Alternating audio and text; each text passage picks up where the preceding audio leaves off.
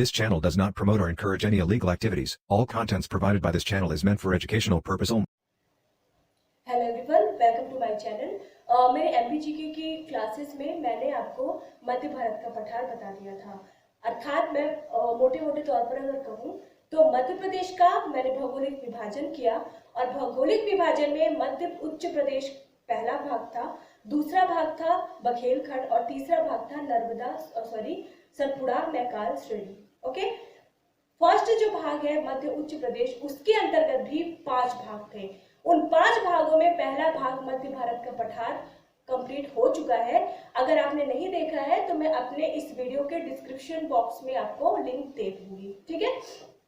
आज की इस वीडियो में मैं मध्य उच्च प्रदेश का अगला भाग जो है बुंदेलखंड का पठार, वो आपके साथ डिस्कस करूंगी। और आपको एक बात बताना चाहूंगी कि आज से मैं वीडियो के कंप्लीट होते ही टॉपिक के कंप्लीट होते ही जैसे बुंदेलखंड का पठार आज खत्म हो जाएगा, उसके बाद मैं आपको रेगुलर आज से एमपी के 10 फैक्ट्स बताऊंगी। उन फैक्ट को आपको केवल रटना है, उसमें समझने जैसी ऐसी कोई चीज नहीं है, उसको केवल रटना है। और देखिए, एमपी पीएससी हो या फिर व्यापक द्वारा कोई एग्जाम लिया जा रहा हो, उसमें एमपी जो है ना वो इतनी एक फैक्चुअल चीजें पूछी जाती है, उसमें ज्यादातर चीजें फैक्चुअल पूछी जाती है और टफ पूछी जाती है। फैक्ट में भी ऐसा नहीं कि फैक्ट इजी होते हैं, फैक्ट बहुत टफ होते हैं, ठीक है। तो मैं आज से आपको रोज 10 फैक्ट आपको बताऊंगी। आप उसे नोट चाहे तो अगर आप अलग से नोट्स में नोट करना चाहें तो उसमें भी कर सकते हैं, और अगर आप इसी नोट्स में करना चाहें तो आप पीछे से भी स्टार्ट कर सकते हैं, ठीक है। तो हम चलते, सबसे पहले बताती हूँ मैं आपको बुंदेलखंड के पठार के बारे में। और ये बताने से पहले आप अपने सामने मैप जरूर रख लेंगे और ये आपको पता होना चाहिए कि बुंदेलखंड का पठार जो एरिया है वो कौन सा है, ठीक है। पहला क्वेश्चन, सबसे पहले मध्य प्रदेश के कुल क्षेत्रफल का बुंदेलखंड का पठार कितना प्रतिशत है, ठीक है, आपको प्रतिशत बताना है। चलिए हम बात कर लेते हैं स्थिति की। स्थिति जैसा कि मैंने बताया मेंस के लिए बहुत इंपॉर्टेंट है। तो बुंदेलखंड के पठार की यदि हम स्थिति की बात करें तो ये है 24 डिग्री 6 मिनट उत्तरी अक्षांश से लेकर 26 डिग्री 22 मिनट उत्तरी अक्षांश तथा 75 डिग्री 51 मिनट पूर्वी देशांतर से लेकर के 80 डिग्री 20 मिनट पूर्वी देशांतर के मध्य। आगे चलते हैं। यह एक असमान ऊंचाइयों वाला क्षेत्र है, इसकी जो वो सरफेस है प्लेन नहीं है, ये ऊबड़ खाबड़ है, ठीक है, बहुत ज्यादा नहीं है लेकिन असमान ऊंचाई है। आपकी जो भूमि है वो समतल नहीं है, असमान ऊंचाइयों वाला क्षेत्र है ये।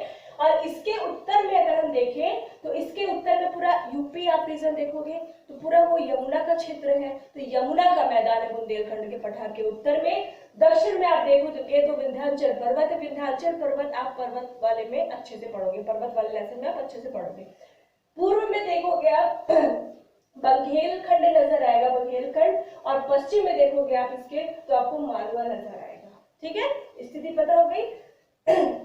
बुंदेलखंड का पठार जो है इसका ढाल उत्तर की ओर है, इस कारण यहाँ की जितनी नदियां हैं सारी नदियां उत्तर की ओर प्रवाहित होती है, ठीक है, और मुख्य नदी में जाकर के मिल जाती हैं। जलवायु की अगर बात करें तो बुंदेलखंड के पठार में सर्दियों में बहुत अधिक सर्दी होती है, लगभग 10 डिग्री तक भी टेम्परेचर पहुंच जाता है। गर्मियों में बहुत ज्यादा गर्मी होती है, स्पेशली मई के महीने में बहुत ज्यादा गर्मी होती है, ठीक है। वर्षा की बात करें तो 75 सेंटीमीटर से 103 सेंटीमीटर के मध्य वर्षा, इतनी यहाँ पे खास नहीं होती, वर्षा कम मात्रा में होती है इस क्षेत्र में, ठीक है। मिट्टी की बात करें तो यहाँ पर पाई जाती है लाल पीली मिट्टी, ठीक है, लाल पीली मिट्टी।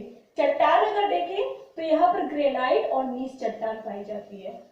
अगर हम बुंदेलखंड पठार की सर्वोच्च चोटी की बात करें, सर्वोच्च शिखर की बात करें तो वो है बहुत इंपॉर्टेंट सिद्ध बाबा, ठीक है। सिद्ध बाबा बुंदेलखंड के पठार की सर्वोच्च चोटी है और इसकी ऊंचाई है 1172 मीटर, 1172 मीटर या 1172 मीटर, ठीक है। अगर नदियों की बात करें तो नदियां हैं यहाँ पर, मुख्य नदी सिंध बहती है, जो देखिए मैं उद्गम की बात नहीं कर रही हूँ, ठीक है, उस रीजन में जो नदियां बहती हैं या एक दो नदियां यहाँ से निकलती भी है, इनका उद्गम क्षेत्र भी है, लेकिन मैं स्पेशली उद्गम की बात नहीं करूंगी, मैं उस क्षेत्र में बहने वाली नदियों की बात कर रही हूँ, ठीक है। कौन कौन सी नदियां बहती हैं? सिंध, केन, धसान, बेतवा और बहुत सी छोटी छोटी नदियां यहाँ पर बहती हैं। मुख्य नदियां ये हैं। जिले की बात करें क्या कि बुंदेलखंड में मध्य प्रदेश के कौन कौन से जिले आते हैं, तो वो है टीकमगढ़, छतरपुर, दतिया और सागर। ओके, ये हो गया आपका। इसको आपको लिख के, और देखिए इसमें रटना जैसा इतना ज्यादा इसमें कुछ नहीं है, रटना आपको फैक्ट पड़ता है, इसमें आपको केवल समझने का है। अगर आप समझ गए तो आपको रटने की जरूरत नहीं पड़ेगी, ठीक है। तो ये आप नोट कर लीजिए। अब मैं आती हूँ फैक्ट्स में, ठीक है। तो नोट्स निकालिए, पेन लीजिए और फैक्ट नोट करिए। फर्स्ट लिखेंगे आप, फर्स्ट है राज्य के एकमात्र समाज कार्य महाविद्यालय का स्थल। राज्य के एकमात्र समाज कार्य महाविद्यालय का स्थल, डैश करके लिखेंगे महू। कहां पर है स्थल? डॉक्टर भीमराव अंबेडकर जी की जन्म स्थली महू में। यहां पर समाज कार्य महाविद्यालय भी है, उसी को बोला महाविद्यालय के अंतर्गत ही यहाँ पर कुछ अनुसंधान भी किए जाते हैं। ये उसी स्थल के बारे में बात हो रही है यहाँ पर। तो डैश करके आप लिख लेंगे महू। ये महू कहाँ पर है? किस जिले में? इंदौर, ठीक है।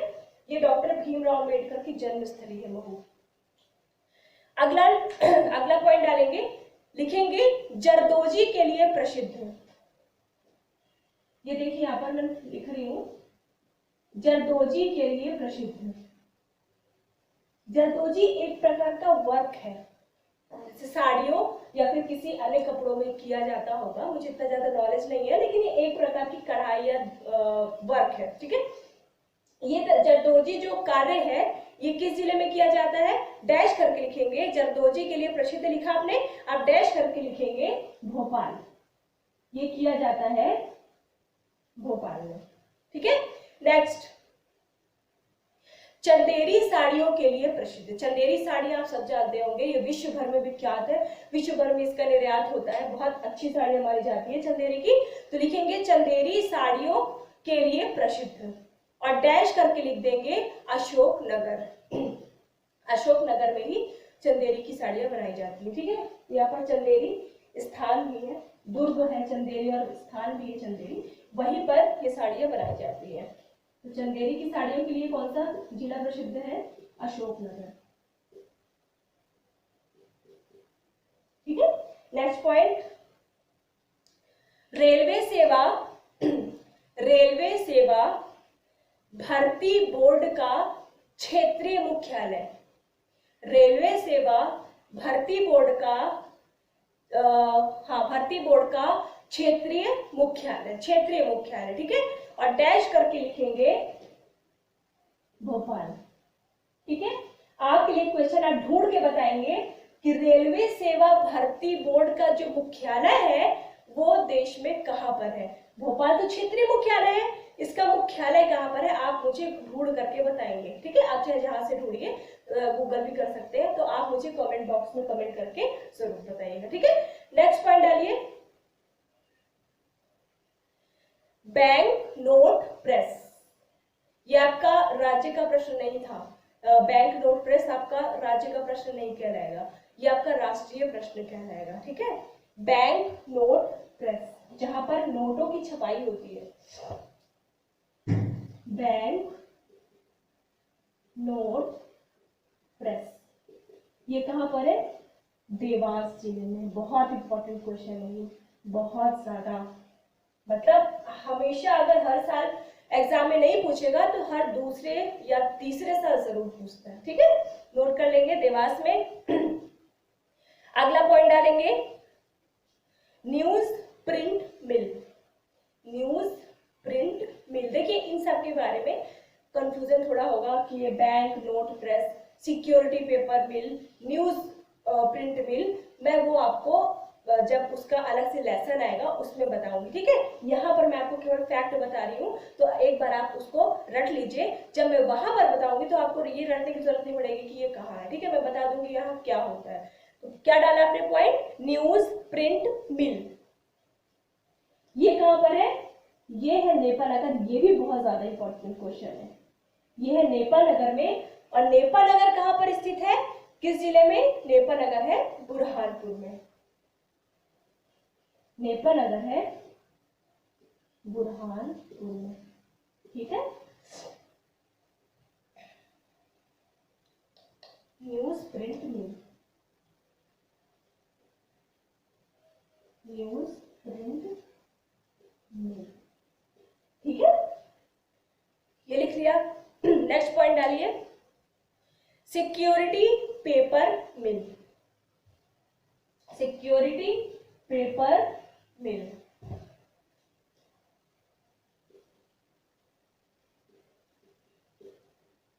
सिक्योरिटी पेपर मिल, ठीक है। इसमें डैश करके लिखिए होशंगाबाद, ये है होशंगाबाद में। ये बताऊंगी मैं आपको बाद में कि यहाँ पर क्या होता है, क्या किया जाता है। अगला पॉइंट डालिए, भारत हैवी इलेक्ट्रिकल की औद्योगिक इकाई, भारत हैवी इलेक्ट्रिकल की औद्योगिक इकाई, इसको शॉर्ट फॉर्म में बोलते हैं भेल। भेल की स्थापना मध्य प्रदेश में कहां पर है, भारत हैवी इलेक्ट्रिकल औद्योगिक इकाई, ये है भोपाल में। बहुत इंपॉर्टेंट है ये भी। देखिए जितने मैं फैक्ट बता रही हूँ ना, बहुत इंपॉर्टेंट है ये सारे फैक्ट। आप कभी भी एग्जाम, आप अभी भी ये करने के बाद आप पेपर उठाना, ठीक है, आप पीसीएस के पेपर उठाना, आप देखिएगा ये क्वेश्चन आपको कहीं ना कहीं जरूर मिल जाएंगे, क्योंकि रिपीटेड क्वेश्चन है ये। स्कोर करने के लिए देखिए, जैसे एमपी के मैं मान के चलती हूँ, अगर एमपी के 20 क्वेश्चन आ रहे हैं तो 20 में से 12 क्वेश्चन जनरल क्वेश्चन होंगे, यही चीजें, यही क्वेश्चन बार बार रिपीट होंगे, ठीक है। उनमें से 12 में 20 में से 12 तो ऐसे होंगे, जो 8 बचे हैं क्वेश्चन, वो क्वेश्चन थोड़ा टफ होते हैं, ठीक है। उसके लिए आपको थोड़ा स्पेशल ज्यादा पढ़ने की जरूरत है, ठीक है। ये सब तो जनरल क्वेश्चन होते हैं। अगला करेंगे, अगला पॉइंट डालेंगे, रेप्टाइल पार्क वाला